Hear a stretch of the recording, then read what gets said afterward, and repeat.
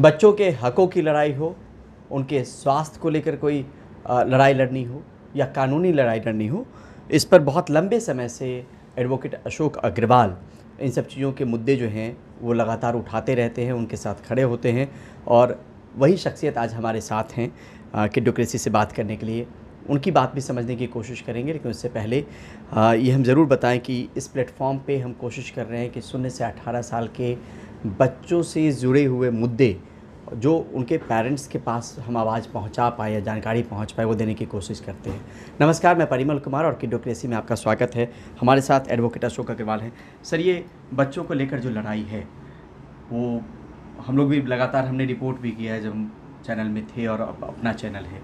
किस तरीके से ये कोशिश कर रहे हैं और कब से कोशिश कर रहे हैं कि बच्चों के हकों की लड़ाई जो है वो आवाज़ बननी चाहिए, उठानी चाहिए? देखिए, मेरा जो बैकग्राउंड है ना वो है ट्रेड यूनियन का। मैंने बचपन से ही ना वर्कर्स के साथ काम किया है, उनकी हड़तालों में शरीक हुआ हूँ, उनके लिए लेबर कोर्ट और इंडस्ट्रियल ट्रिब्यूनल में लड़ा हूँ। और ये जो बच्चे होते हैं ना, आमतौर पे रिच लोग तो अपने बच्चों का कहीं ना कहीं पढ़ाई का मामला हो या हेल्थ का मामला हो तो लार्जर एक्सटेंट वो उसको कर लेते, उनको ज़्यादा ज़रूरत नहीं होती। बहुत सारे लोग ऐसे हैं जिनका इंश्योरेंस है, बहुत सारे लोग हैं जो सरकारी नौकरियों में हैं। लेकिन जो हमारे वर्किंग क्लास के बच्चे होते हैं और उनकी जो समस्या है, और ख़ासकर उनकी जो शिक्षा और स्वास्थ्य की परेशानियां हैं दिखते हैं, वो बहुत इम्पॉर्टेंट एरिया है। और उनके राइट्स हैं, फंडामेंटल राइट्स हैं बच्चों के, चाहे वो हेल्थ का हो चाहे वो एजुकेशन का हो।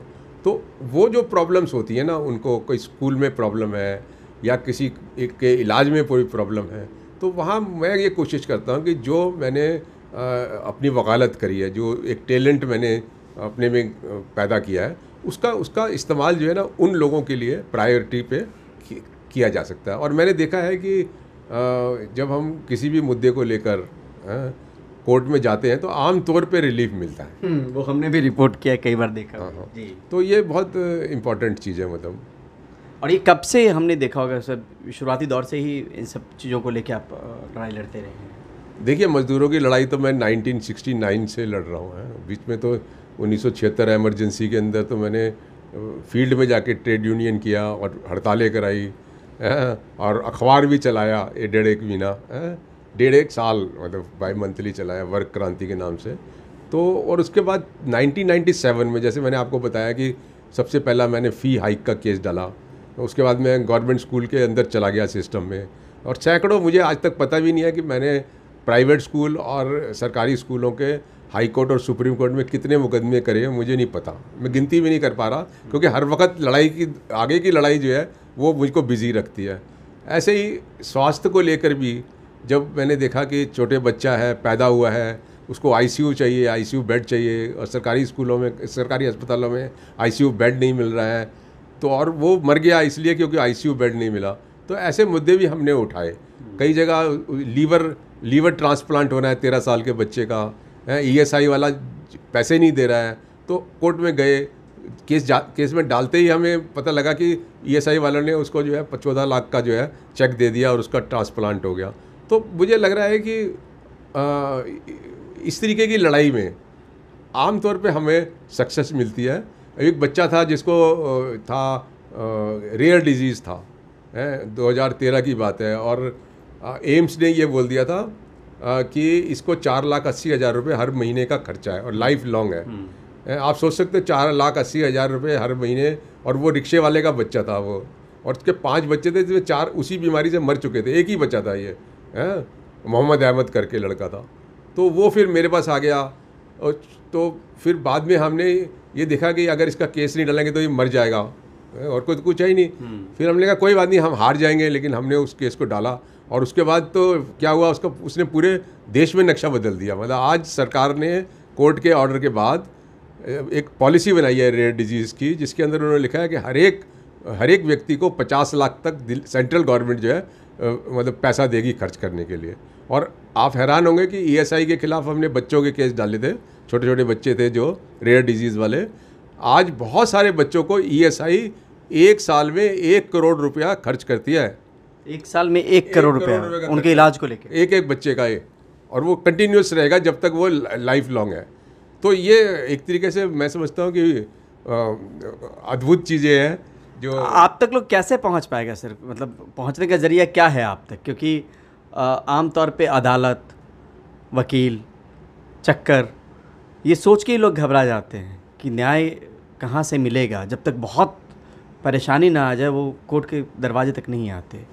कैसे? देखिए, वर्ड ऑफ माउथ होता है, वर्ड ऑफ माउथ होता है। अब जैसे प्राइवेट स्कूलों के अंदर जो EWS पेशेंट्स का जो लड़ाई थी वो मैंने ही लड़ी जी। तो जब शुरू में 2002, 2003, 2004 की बात है, तो जितने भी हॉस्पिटल थे उनमें जितने भी बेड थे EWS के खाली रहते थे। तो हम जब कहीं दिल्ली से बाहर जाते थे, चाहे जाते थे शिक्षा के ऊपर भाषण देने, साथ में जब उनको ये बताते थे कि देखिए दिल्ली में बड़े बड़े VIP हॉस्पिटल्स के अंदर बेड खाली हैं EWS के, आइए, तो लोग आने लग गए। अब जब लोग आए, उनका 20-20, 25 से 30 लाख का इलाज हुआ, उनको बिल भी दिया गया है, और जब वो वापस गांव में गए तो उन्होंने वहाँ पे सारे गांव में चर्चा कर दी। तो आज ये स्थिति है कि बेड मिलना मुश्किल है EWS का, है, सारे हिंदुस्तान से लोग आते हैं वहाँ पे। तो ये सब चीज़ें मतलब ऐसे होता है, वर्ड ऑफ माउथ से चलता है। ऐसे एजुकेशन में भी जिस बच्चे का दाखिला मिल गया, लड़के आपने दिलवा दिया, उसके माँ बाप, वो लड़का, सब इस तरीके से चर्चा हो जाती है। तो मैं समझता हूँ कि बहुत जल्दी फैलता है ये। हाँ, जल्दी तो फैलता है सर, लेकिन मान लीजिए कि हम ये भी कहना चाह रहे हैं कि अदालत के चक्कर कोई काटना नहीं चाहता, बड़ी लंबी प्रक्रिया होती है, आप उसको बहुत आसान कर देते हैं। आप तक जो पहुंच जाता है उसका रास्ता आसान हो जाता है, कागज़ से लेके और तमाम लड़ाई लड़ने तक। देखिए, ऐसा भी होता है खासकर एजुकेशन की फील्ड में, तो कि कोई ज़रूरी नहीं होता हर वक्त हम हर एक चीज़ का केस ही डाल दें, ऐसा भी नहीं होता।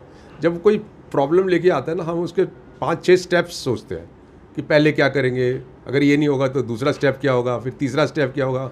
तो जो कोर्ट में जाना है ना, वो लास्ट रिसोर्ट है। जब कहीं हमारा कुछ नहीं चलता तो कोर्ट में जाते हैं। तो अक्सर आज की स्थिति, शुरू में तो भाई हर मामले में कोर्ट जाना पड़ता था, लेकिन अब बहुत कम जाना पड़ता है। अब तो कई बार फ़ोन करने से काम चल जाता है, कई बार चिट्ठी लिखने से हो जाता है, कई बार वो बंदा खुद जाके मेरा नाम लेता है तो उसका काम हो जाता है।